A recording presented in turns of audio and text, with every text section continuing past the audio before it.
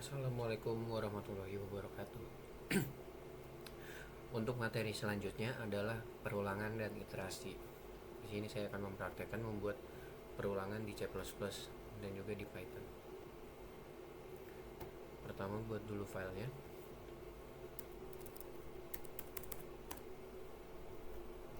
Kemudian masukkan library-nya, yaitu include iostream.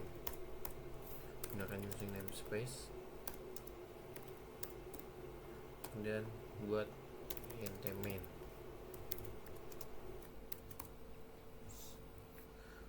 Kemudian buat perulangan for int i sama dengan 1 titik koma i kurang dari sama dengan 5 titik koma i plus increment. Kemudian buat cout untuk mencetak hasil keluarnya, yaitu buat kalimat iterasi ke diikuti dengan i dan inline return 0.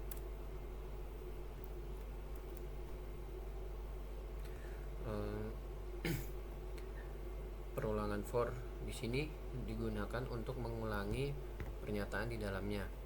Kemudian variabel inti sama dengan 1 adalah variabel i yang diinisialisasi dengan nilai 1, kemudian i kurang dari sama dengan 5 adalah perulangan yang akan terus berjalan selama i kurang dari 1 sampai sama dengan 5. Kemudian i plus plus setelah setiap iterasi nilai i akan bertambah 1. Kemudian cout untuk mencetak teks iterasi ke dan diikuti dengan nilai i saat ini. Kemudian hasilnya adalah begini. Karena yang diminta adalah sampai ke 5. Kemudian untuk di Python lebih simpel, yaitu seperti ini. Buat dulu filenya.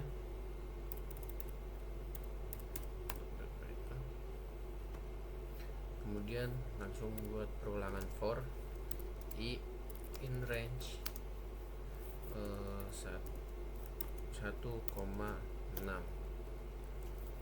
Kemudian titik 2 print f iterasi ke i.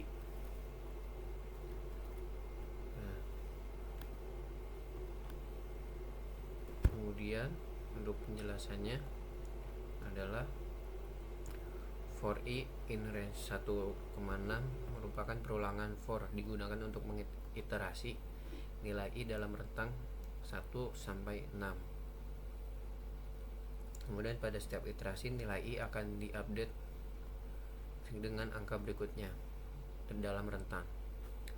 Kemudian printf iterasi ke i menggunakan f string untuk memformat teks akan digantikan dengan nilai i pada iterasi saat ini.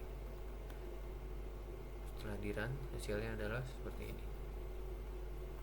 Sudah selesai.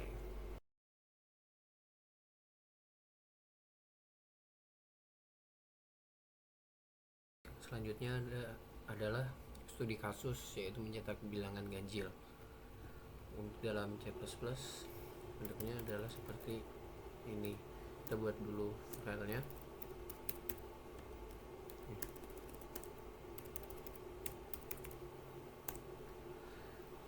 Masukkan library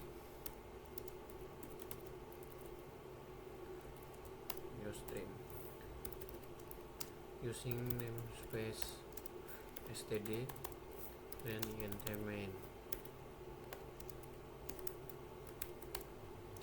Kemudian di dalamnya kita buat kode for inti sama dengan 1, kemudian titik koma i kurang dari sama dengan 10 titik koma i plus plus, kemudian buat lagi kurung if i modulus 2, maka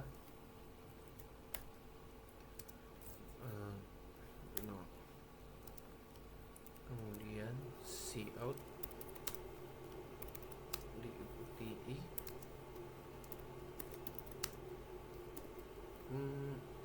tanda kutip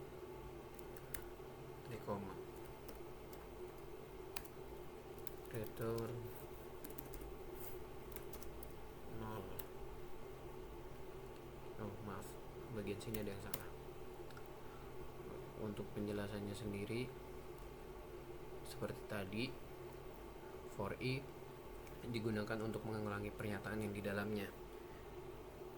INTI sama dengan 1 adalah variabel i diinisialisasi dengan angka 1. Kemudian i kurang dari sama dengan 10 adalah perulangan akan terus berjalan selama i kurang dari atau sama dengan 10. Kemudian i plus plus, tiap iterasi nilai i akan bertambah 1. Kemudian if jika i modulus atau habis dibagi 2 tidak sama dengan 0, maka i adalah bilangan ganjil. Maka jika hadiran hasilnya adalah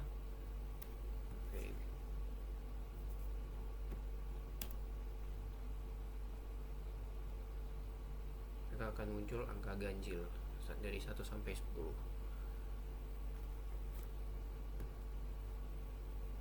Kemudian untuk di Python ada lagi bentuknya, yaitu kita buat dulu filenya.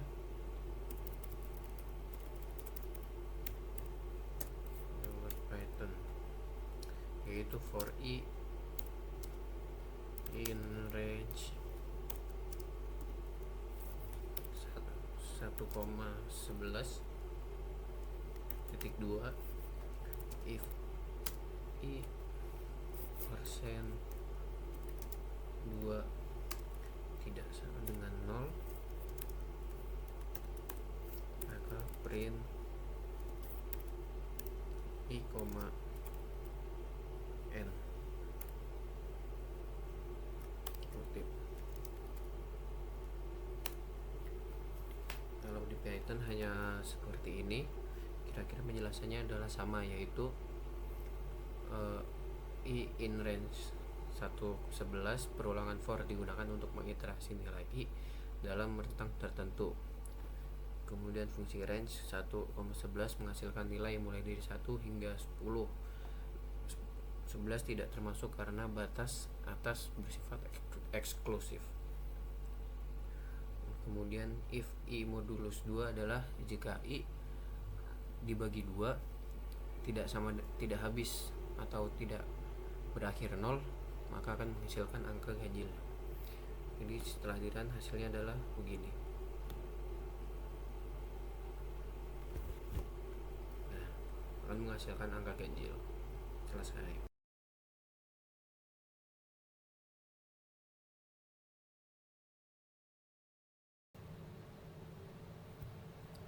Kemudian materi selanjutnya ada sintaks while loop di C++ dan di Python.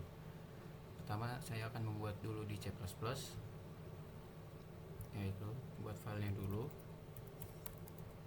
kemudian memasukkan library-nya, yaitu include iostream, kemudian gunakan using namespace std. Buat int main, berawal di dalam sini buat kodenya, yaitu int i sama dengan 1, kemudian while i kurang dari sama dengan 5 dalam kurung berawal lagi cout kanan kiri itu buat kalimat iterasi ke, kemudian panah kiri i, panah lagi n line, lalu i plus plus, lalu return 0. Untuk penjelasannya adalah INTI di sini untuk mendeklarasikan variabel i bertipe integer dan menginisialisasinya dengan angka 1. Kemudian while untuk memulai sebuah perulangan while selama kondisi dalam kurung bernilai true. Kode di dalam kurung kurawal akan terus diulang. Dalam kasus ini perulangan akan terus berjalan selama i kurang dari atau sama dengan 5. Kemudian cout iterasi i untuk mencetak kalimat iterasi ke diikuti dengan variabel i, dan i plus plus di sini adalah menambahkan nilai 1 ke variabel i. Kemudian di run hasilnya adalah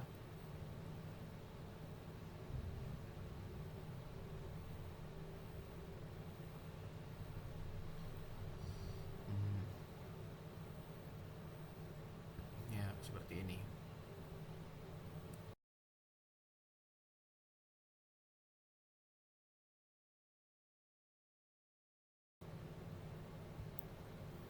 Kemudian untuk dibentuk dalam Python sendiri adalah seperti ini.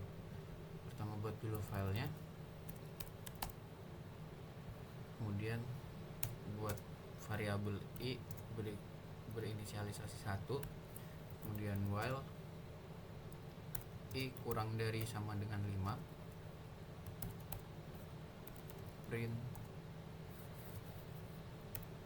printf iterasi ke dalam kurung variabel i, kemudian i plus sama dengan 1. Kurang lebih penjelasannya sama, yaitu selama i perulangan i benar dimulai dari 1 hingga kurang dari sama dengan 5. Kemudian jika di run hasilnya adalah begini.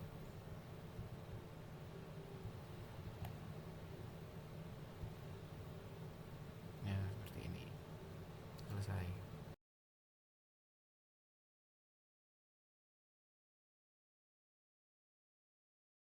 Lalu selanjutnya adalah menjumlahkan bilangan deret. Buat dulu filenya,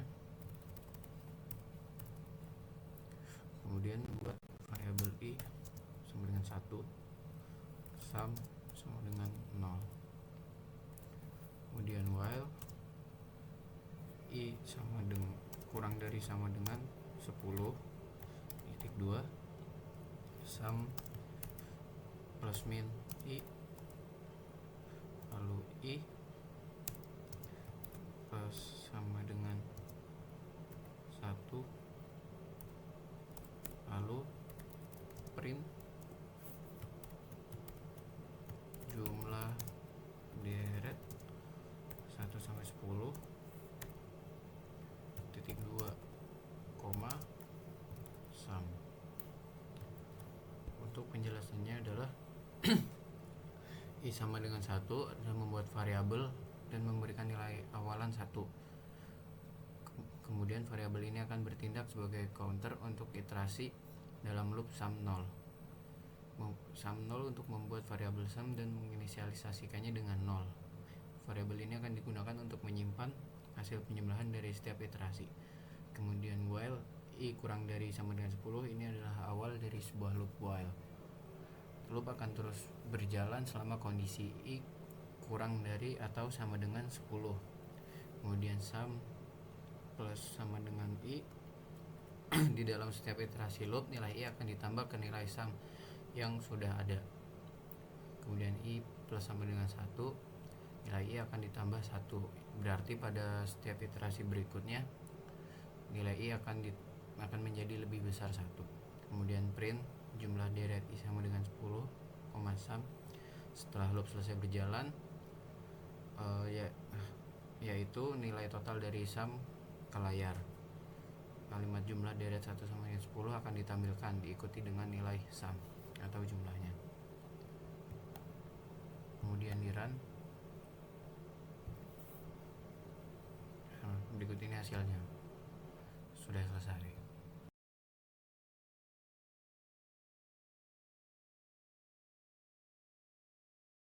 Selanjutnya adalah menghitung faktorial. Pertama buat filenya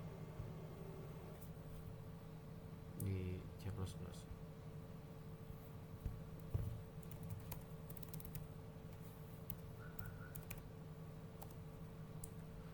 Kemudian pertama seperti biasa masukkan library-nya, include IOStream. Kemudian gunakan using namespace std.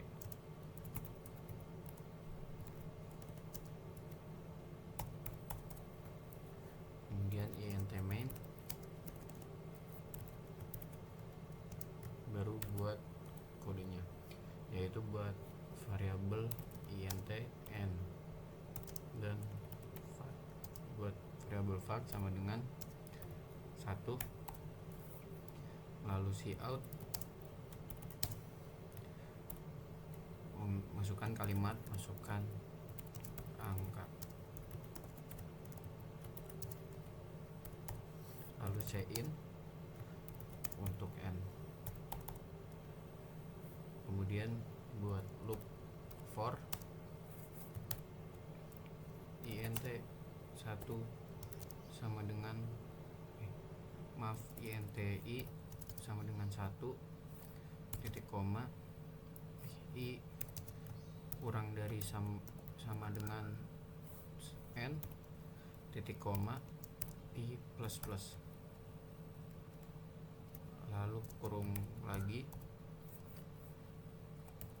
fact plus sama dengan kali sama dengan i titik koma, kemudian buat lagi di luarnya cout, panah ke kiri faktorial dari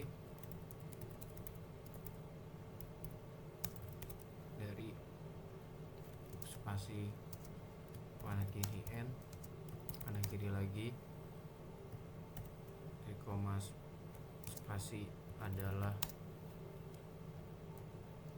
panah kiri fact, panah kiri n line. Kemudian return 0. Untuk penjelasannya adalah pertama di sini deklarasikan dua variabel integer, yaitu n untuk menyimpan bilangan yang akan dihitung faktorialnya, lalu fact untuk menyimpan hasil perhitungan faktorial, diinisialisasi dengan 1 karena faktorial dari 1 adalah 1. Kemudian cout masukkan angka untuk meminta pengguna memasukkan bilangan ke cin sama dengan n. Kemudian untuk for inti sama dengan 1 titik 2i kurang dari sama dengan n titik koma i plus plus adalah loop yang akan berulang sebanyak n. I adalah variabel pengontrol loop yang dimulai dari 1 dan bertambah 1 setiap iterasi. Loop akan terus berjalan selama i kurang dari atau sama dengan n. Kemudian fact kali sama dengan i titik koma adalah di setiap iterasi loop nilai fact dikalikan dengan nilai i saat itu. Kemudian cout faktorial dari adalah setelah loop selesai akan mencetak hasil perhitungan faktorial ke n dalam layar format. Maka hasil runningnya adalah gini. Masukkan angka, misalkan angka yang diminta adalah 20. Maka faktorial dari 20 adalah means sekian. Sudah selesai.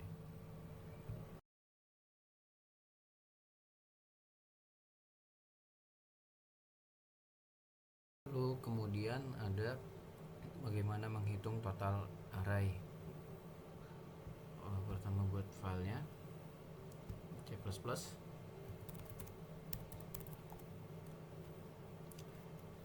Seperti biasa, masukkan include iostream untuk library dan gunakan using namespace std. Kemudian int main, baru masukkan sintaksnya, yaitu int r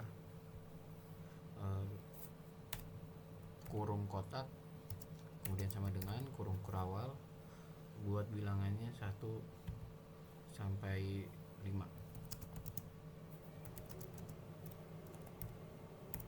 5, titik koma. Kemudian int total sama dengan 0. Lalu buat looping for int i sama dengan 0, titik koma, i kurang dari 5, titik koma, i plus plus. Lalu kurung kurawal, buat lagi total plus sama dengan r kurung kotak i,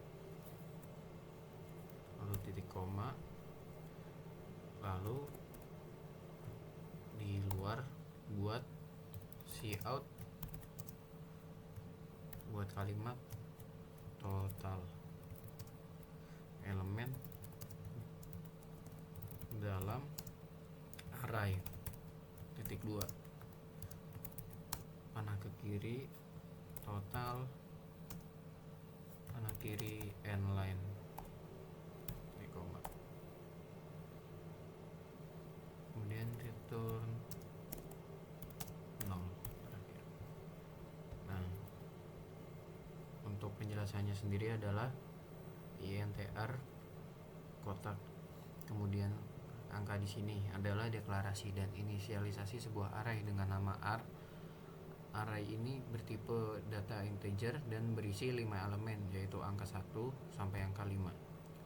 int total 0 adalah deklarasi variabel total bertipe integer dan diinisialisasi dengan nilai 0. Variabel ini akan digunakan untuk menampung jumlah dari semua elemen dalam array.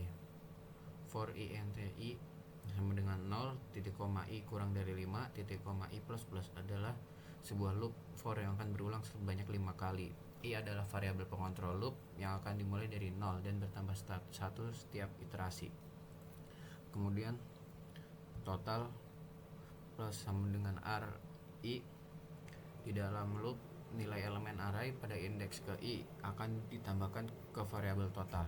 Jadi pada setiap iterasi nilai total akan bertambah dengan nilai elemen array yang sedang diproses. Kemudian cout untuk ini setelah loop selesai, nilai akhir dari total yaitu jumlah semua elemen dalam array akan ditampilkan ke layar menggunakan cout dan diikuti variabel total sebagai totalnya. Maka hasil runningnya adalah seperti ini. Ya, sudah selesai.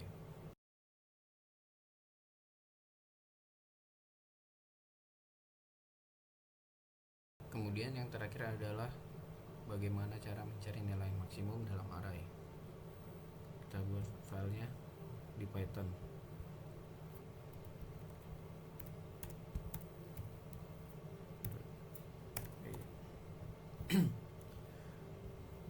Buat variabel r sama dengan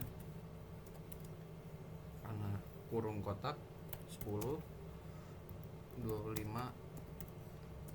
5, 17, 30. Kemudian buat lagi variabel maxval sama dengan r 0. Lalu buat loopingan for variabel 6 in r dalam kurung kotak 1.2 if 6 lebih dari maxval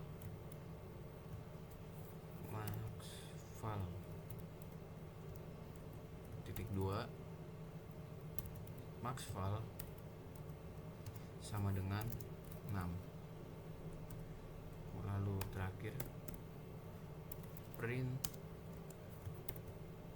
f tanda kutip nilai maksimum dalam array titik 2 kurung kerawal maxval. Untuk penjelasannya adalah R di sini adalah untuk membuat list bernama R yang berisi beberapa angka untuk array. Kemudian maxval mengasumsikan bahwa elemen pertama dari list R0 adalah nilai maksimum sementara. Nilai ini akan diperbarui jika ditemukan nilai yang lebih besar. Kemudian for num in R1 memulai perulangan loop untuk memeriksa setiap elemen dalam list mulai dari indeks ke-1 hingga akhir. If num lebih dari maxval adalah memeriksa apakah nilai elemen saat ini atau num lebih besar dari nilai maksimum yang sudah disimpan di maxval. Kemudian maxval sama dengan num adalah akan diperbarui menjadi num, artinya nilai maksimum yang baru ditemukan. Kemudian printf untuk mencetak hasil akhir, yaitu nilai maksimum yang ditemukan dalam format string.